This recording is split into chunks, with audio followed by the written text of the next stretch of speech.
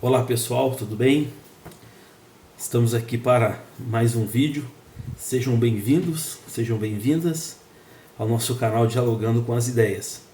Como nesse final de semana e até durante a semana passada, eu disse a vocês que nós começaríamos uma série de estudo durante a semana. Então hoje já é o primeiro dia que eu vou gravar o conceito de a questão de escatologia.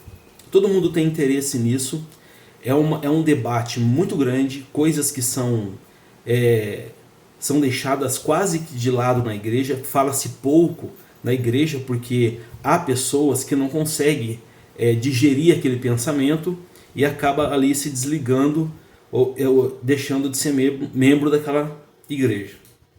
Pois é, hoje eu quero falar com vocês sobre dispensação. O período dispensacionalista. O que é isso, Rodrigo? Logo, já vou entrar aí no assunto. Antes de nós começarmos, se inscreva no canal, dê um joinha, compartilhe com seus amigos e se inscreva.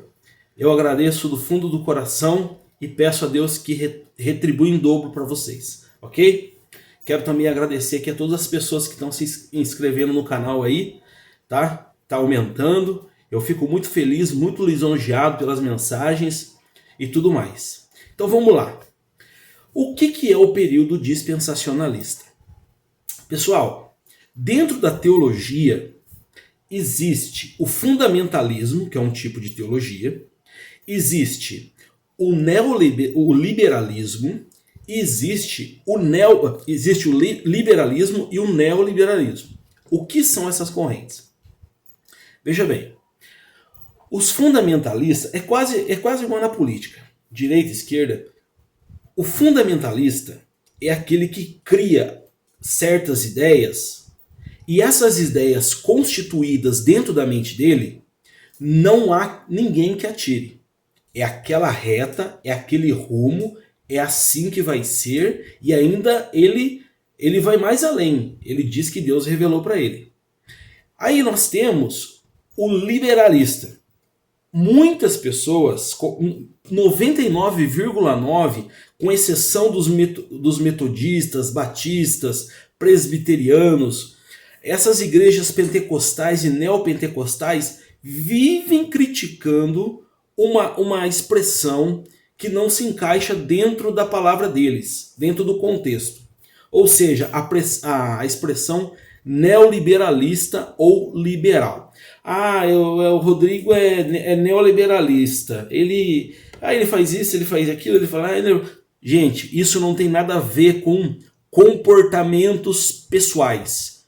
Isso tem a ver com uma descrição da teologia. Então existe o teólogo fundamentalista, existe o teólogo liberal e existe o teólogo neoliberal. O neoliberal é mais novo. Pois é, o que significa ser liberal? Ser liberal é você ter uma mente aberta para discutir, para dialogar com todos os ramos da teologia.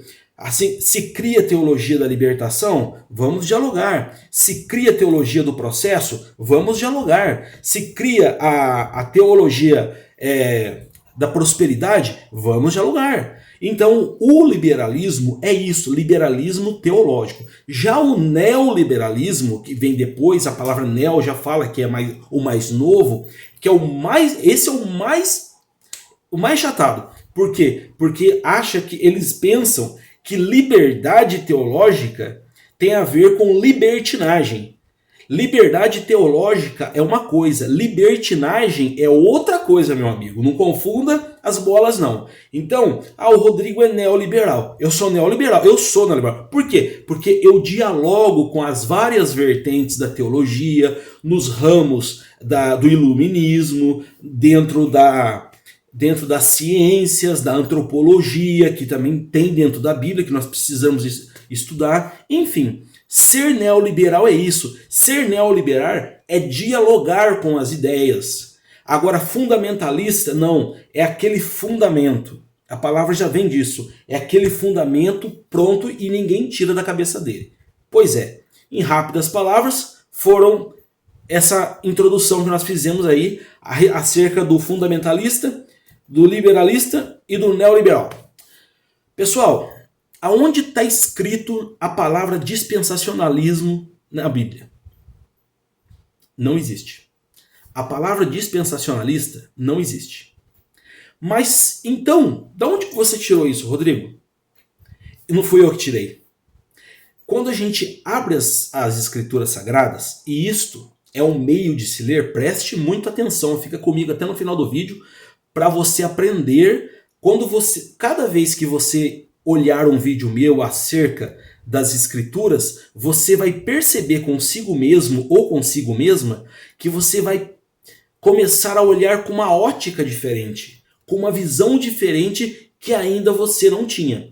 Então você começa lá no livro do Gênesis. O que são dispensações? O Scofield, que é um comentarista, o Dr. Scofield, ele diz assim, que dispensacionalismo é um período. E realmente é um período. E isso está em consonância e em conformidade com todos os outros teólogos, inclusive a mim. Então ele diz que é um período de tempo onde o homem ele é provado. É provado para ver se ele é obediente ou se ele é desobediente. Deus quer saber até onde ele vai com aquela revelação específica da vontade de Deus que foi atribuída a ele. Isso é dispensação. Mas o que acontece? Cada dispensação ela pode ser considerada como uma nova prova. Então eu vou falar de 7 dispensações para vocês. Mas depois tem mais. Eu vou falar de 7. Cada dispensação pode ser considerada como uma nova prova do homem, o homem natural, o homem sábio, e cada uma delas termina em juízo. O homem não consegue e ali ele acaba assinalando o seu fracasso. Toda vez que Deus coloca um homem numa dispensação, o homem não consegue seguir as leis de Deus. E agora eu entro na questão das 7 dispensações propriamente dita, para que vocês não se percam. Fica comigo que vai tudo certinho aí, beleza? Então vamos lá. Olha aqui, quando Deus ele cria o mundo, ele coloca ali no Éden Adão e Eva, certo? Então a serpente vai lá, convence a mulher, que a mulher é mais fraca, convence a mulher toma do fruto proibido, vocês sabem muito bem disso, e ali eles conhecem o pecado. Ali eles conhecem o pecado. No entanto, que eles estavam nus ali naquele jardim. Mas quando ela toma do fruto proibido, um se olha já para o outro com vergonha. Por quê? Porque ali já entrou o pecado. Então, existe uma dispensação, um período que se chama inocência. Depois o homem peca, ele entra para consciência. Por que consciência, Rodrigo? Porque a partir do momento que ele peca, ele começa a ter consciência dos seus próprios atos, do que é bom, do que é ruim, do que é mal, do que é bem. Então, Deus, o que Deus faz? Deus restabelece uma conexão com o homem. Agora, já que você pecou lá, pelo suor do seu rosto agora vai comer, você vai ter que trabalhar, você vai ter que ralar. Eu coloquei você lá no Éden para que vocês vivessem num paraíso. E ali vocês pecaram. Eu disse para vocês não comerem do fruto proibido. Mas a serpente astuta, ela foi lá e convenceu. Não, Deus disse isso para vocês porque se vocês comerem do fruto proibido, vocês terão mais poder do que ele. Então, não é, no entanto, que hoje, em todos os lugares onde é oferecido poder, determinação para uma pessoa, ela se agarra no mesmo instante. O homem é obcecado por poder. O homem é obcecado para querer mandar em outros homens. É essa a realidade e é isso que nos acompanha desde os primórdios bíblicos. Pois é, pessoal. Então, toda dispensação ela tem as suas características e é distinta das demais. Então, não pode misturar uma dispensação com a outra. Geralmente, se distingue 7. Ó, vejam bem, nós vamos falar aí, ó. E você sabe o que é mais interessante nisso tudo, nessas dispensações? Que hoje as igrejas, elas pregam um Deus carrasco. Um Deus que piscou, inferno. Entendeu? É isso aí. Faz isso, inferno. Não tem mais salvação. A salvação não é graça mais. A salvação tem que ser um livro de ordem. Como se fosse uma regra de conduta. O que salva é graça, meu amigo e minha amiga. O que salva é graça. É você crer na graça e na fé. Eu vou sempre repetir isso aí para que vocês não esqueçam. Para que vocês possam incutir na mente. E quando uma pessoa chegar em você e falar assim, você está fazendo isso, está fazendo aquilo. Jesus está no meu coração. E Efésios 2:8 diz que a fé vem pela a graça de Deus é que me salva. E é um favor imerecido de Deus para com o homem, e a fé que é um dom que salva, que crê nessa graça, até a fé que eu tenho nessa graça, vem dele. Eu não fiz absolutamente nada, ele que faz tudo. Beleza por aí, pessoal? A partir do momento que o homem ele entra no jardim do Éden, ele come do fruto proibido com a mulher, eles passam a ter consciência. Mas Deus é tão bom e tão misericordioso que restabelece novamente uma conexão com o homem. Porque Deus não deixou o homem ao bel prazer. Ele não se distanciou, ele ficou ali. Então ele entra no período da consciência e começa agora a ter sentido, racionalizar ali os seus pecados, o que é certo, o que é errado, entendeu? No suor comerás o pão, beleza. Aí inocência, consciência, aí entra o governo humano, o governo dos homens. Então Deus fica estabelecendo novamente, vamos aí ver nessa dispensação agora do governo dos homens, eu vou deixar o mundo com os homens e vou ver até onde vai. Mais uma chance dando para o homem, para que o homem reconheça o Deus Todo-Poderoso, para que Deus possa tirar eles daquelas condições precárias que eles estavam. Porque Deus ainda deu uma segunda chance. Deu a terceira, a quarta, a quinta, a sexta, a sétima. Tá dando até hoje chance para o ser humano hoje. Então o que acontece? Quando entra no governo humano, o homem começa a atrapalhar tudo a natureza, ele começa a criar postes ídolos, ele começa a adorar imagem, ele começa a fazer o diabo a quatro, mas menos o Deus Todo-Poderoso. Por quê? Porque era um silêncio de 2 minutos que Deus ficava sem falar com o homem já achava que Deus tinha abandonado ele. E isso não é à toa, isso acontece muitas vezes com a gente também, na nossa vida, na nossa família, achando que as orações não estão chegando, as coisas não vão acontecer e por aí vai. Mas a Bíblia fala que Deus ouve as nossas orações, os nossos pensamentos, antes que eles cheguem à nossa mente. Então, antes que alguma coisa chegue na sua mente, Deus já sabe. E quando você for orar, eu vou te dar uma dica. Você não precisa ficar... Se você não tem muito jeito para orar, eu já me deparei com pessoas assim. Eu não tenho muito jeito de orar, eu não gosto de falar. Ore pensando. Deus ouve. Eu caminho, às vezes, quando eu estou na praça, na academia, eu caminho orando em pensamento, em espírito, falando com Deus. Então, inocência, consciência, governo humano. Essa dispensação do governo humano também não virou nada. Deus teve que intervir mais uma vez. Aí começa a dispensação da lei. Moisés sobe lá no Monte Sinai, ele pega as leis de Deus, aquelas leis iriam coordenar o povo. Aquela lei não era pesada para o povo ali ficar submetido a uma ordem que iria levar eles ao caos. Não. Aquelas tábuas que Moisés desce do Monte Sinai com as leis de Deus eram um guia para uma terra prometida. Entenderam? Então, nesse período da lei, o povo também se rebelou contra Deus. Por quê? Por causa da demora. O ser humano ele é impaciente, ele quer tudo para ontem. Entende? Ele quer tudo para ontem, ele não quer nada, ele quer para ontem.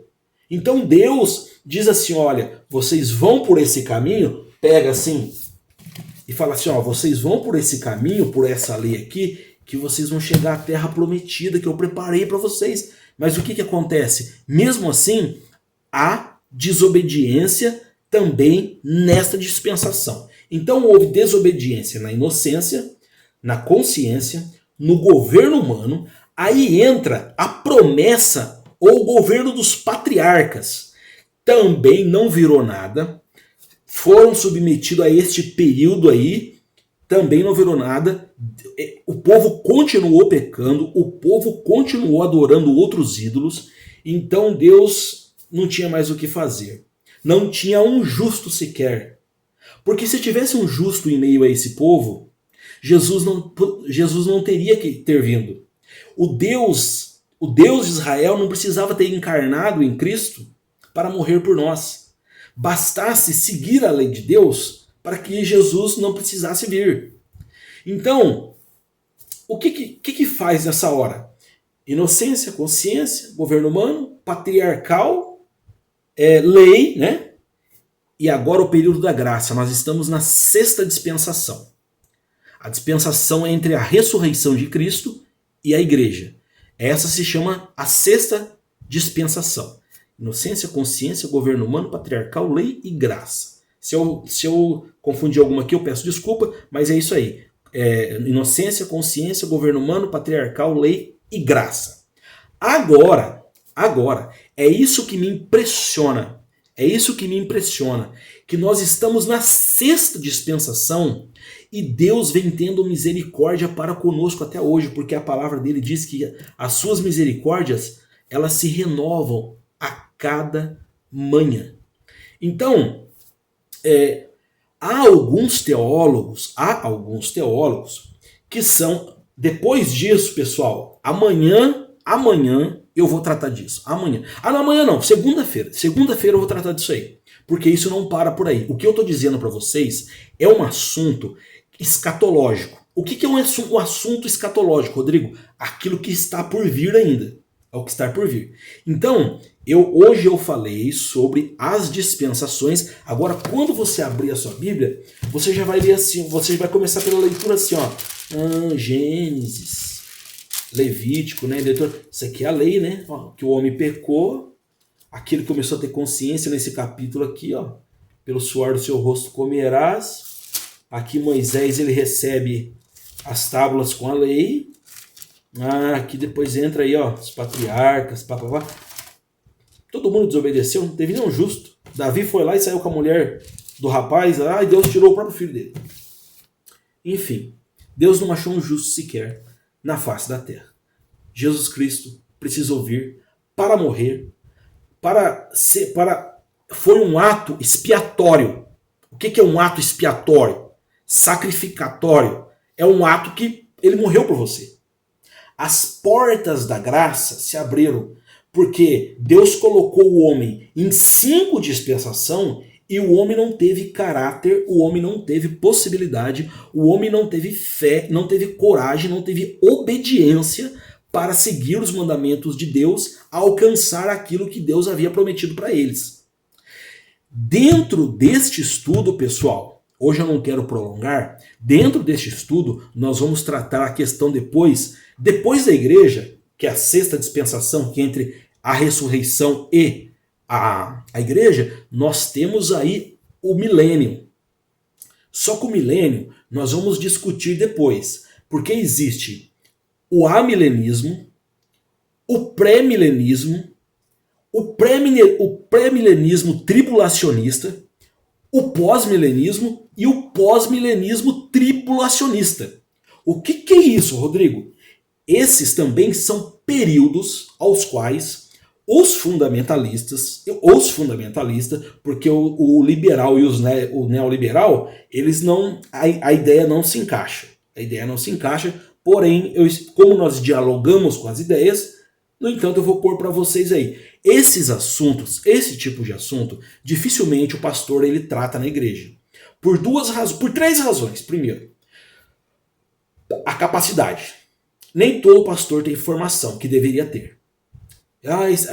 O Espírito me ungiu. Olha, gente, eu concordo naquele pastor que é um autodidata. É um autodidata. O que é isso, Rodrigo? Ele sabe estudar certinho, sozinho. Ele pega qualquer livro, ele traduz o grego, ele traduz o hebraico, porque ele é autodidata. Ele consegue estudar sozinho. Eu tenho um amigo que já faz muito tempo que eu não vejo e também sumiu das redes sociais, se chama Anderson Grandini, ele é pastor. O Anderson, quando eu estava no meu primeiro ano de seminário, eu ia lá na casa do Anderson, o Anderson dava uma lição de grego para mim e nunca frequentou um seminário, e falava inglês e espanhol fluentemente. Por quê? Ele era autodidata, era super aplicado e gostava de estudar sozinho. Mas o que eu tenho visto, pessoal, é que muitos pregadores, muitos daqueles que se dizem pastores, que deveriam ter uma formação teológica, psicológica, filosófica, para tratar a mente, o espírito e a alma das pessoas, nem sempre assim. São raros aí o que a gente vê. E aí acaba deixando a desejar. O membro depois acaba discordando da ideia do pastor, desmembra da igreja por essa razão, ainda sai difamando o nome do pastor. Olha, eu nunca tinha visto isso, ele não acredita que vai vir agora e tal, e por aí vai. E por aí vai caminhando. Então, existe o amilenismo, o prefixo a em latim significa não. Ou seja, eu não acredito no milênio. Eu acredito que Jesus vai vir e boa. Existe o pré-milenismo, que prega o quê? Que Jesus vai vir antes do milênio. Vai levar consigo os seus escolhidos. Vai haver 7 anos de paz. Depois mais 7 de tribulação, onde o anticristo entra. E por aí vai. Eu só estou fazendo um breve e conciso resuminho para vocês, porque isso são as cenas dos próximos capítulos, a se tratar de segunda-feira. Também vou falar um pouquinho do inferno, tá? O que era o inferno no Antigo Testamento? O inferno no Antigo Testamento, a palavra não vem só como inferno, a palavra vem como Hades, a palavra vem como Sheol, e para Satanás, a palavra vem como Geena. Tudo isso são infernos. E tem um texto na Bíblia que diz que Jesus, assim que ele saiu da cruz, que ele ressuscitou, ele desceu às partes mais baixas da terra, ou seja, no inferno, e levou consigo cativo o cativeiro. Quem morre hoje vai para outro, pode ir para o inferno, mas esse inferno já não é mais lá. Entende? Então, na próxima segunda-feira, nós vamos falar com mais calma, com mais detalhes, com mais textos amparados. Isso só foi um resumo para vocês da dispensação.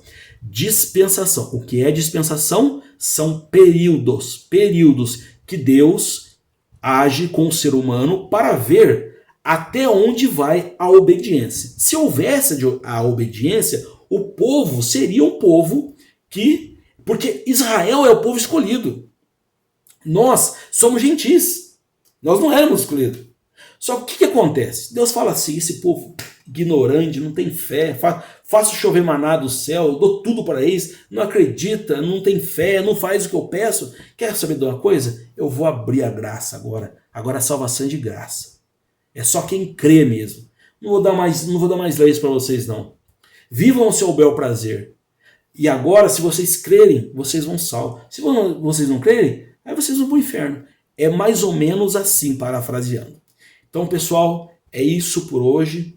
Espero que vocês tenham entendido e compreendido esta mensagem. Se ficar alguma dúvida, vocês postam ali embaixo, ali nos comentários, tá? Que existem várias ramificações da questão da dispensacional. Há pessoas que creem, há teólogos que creem em apenas 3 períodos, outros em 2 períodos, mas eu estou falando aqui aquilo que é genericamente pensado na maioria das igrejas. Então, não tem como eu ficar entrando em 50 teorias e passando aqui para vocês. Aí a gente nunca sai daqui. Mas vocês tendo já a porta aberta e como andar por ali, sabendo o que é a inocência, consciência, governo humano, patriarcal, lei, graça, amilenismo, pré-milenismo, pós-milenismo, período de tribulação, Satanás vai ser preso no inferno, no lago de fogo e por aí vai. Vocês já tendo, você já começa a olhar e ler a Bíblia, consequentemente, já numa ótica diferente, por períodos. É assim que nós vamos aprender. Tá bom, pessoal? Foi um prazer ter mais uma vez esse vídeo. Gravei com muito prazer e disponibilidade para vocês. A partir de segunda-feira nós vamos tratar aí desse assunto aí do milênio, que é um assunto muito discutido mesmo, entendeu? Então, cuidado aí o que vocês ouvem de mim para não ficar falando dentro da igreja aí. Por quê? Porque lá vocês acabam arrumando rivalidade, conflito, entendeu? É melhor vocês ficarem com aquilo que vocês ouviram e fazer o que o Paulo disse. Reter o que é bom e aquilo que acha que não é bom, que não faz parte, vocês deixam. Porém, eu estou aqui a ensinar. Eu estou aqui para lecionar a palavra para vocês. No entanto, eu não sou Deus. E também não sou o teólogo mais inteligente dessa face da terra. Mas eu estudo e eu sei de onde eu tirei essa informação. Eu tenho base bíblica, eu tenho livros, eu tenho todo um conteúdo. Então não adianta vir falando que é pensamento do Rodrigo, que não é. Tá certo, pessoal? Forte abraço. Deus abençoe vocês. Aperte aí, se inscreva no canal, compartilha esse texto, compartilha esse vídeo, clica no sininho, aquele lá para todos. Cada vez que eu postar um vídeo vai chegar no seu aparelho, no seu celular. Você vai ser abençoado. Para onde você mandar, você vai ensinar, porque este é o propósito. É usar. Tem gente que usa a rede social para ficar o dia inteiro só em WhatsApp e Facebook. Por que não usamos uma ferramenta poderosíssima de informação agora para levar para todo lado?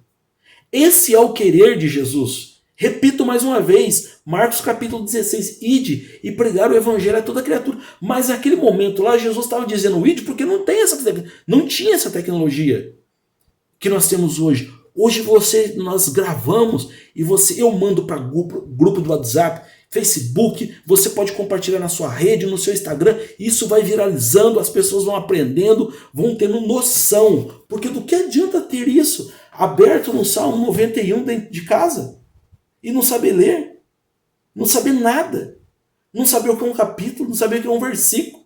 E quando vai ler, não entende a palavra, mas é assim ainda. Está fazendo o que lá?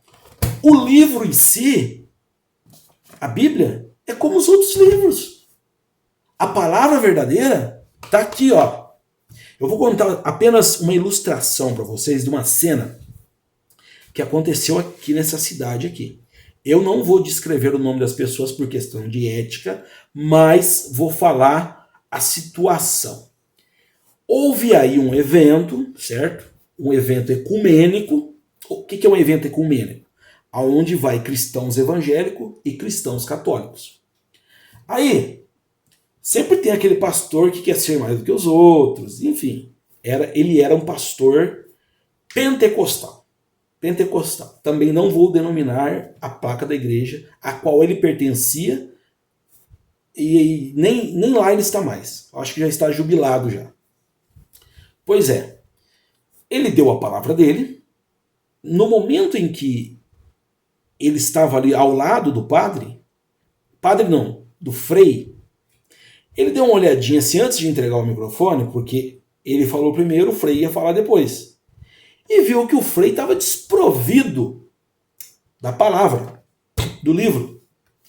E aí, ele pegou e falou pro pessoal que estava ali, os membros, para a igreja reunida ali. Pessoal, tem gente que carrega a Bíblia só embaixo do braço como perfume. Todos nós trouxemos a Bíblia. Outras pessoas não carregam a palavra de Deus, né? Assim que ele tomou a palavra, ele falou assim: então, pessoal, a palavra é carregada no coração e não um livro apenas como os outros em mãos. A palavra tem que estar na mente e coração, tá certo? Um abraço, fique com Deus e segunda-feira nós estamos juntos. Até mais, pessoal.